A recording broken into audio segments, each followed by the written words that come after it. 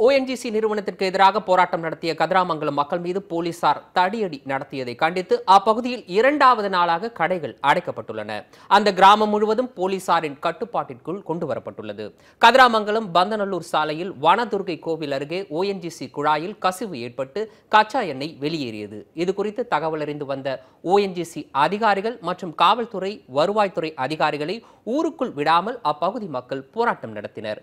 இதையடுத்து பொதுமக்கள் மீது போலீசார் தடியடி நடத்தினர். இந்த போராட்டத்தில் ஈடுபட்ட 4 பெண்கள் உள்ளிட்ட 13 பேர் கைது செய்யப்பட்டனர்.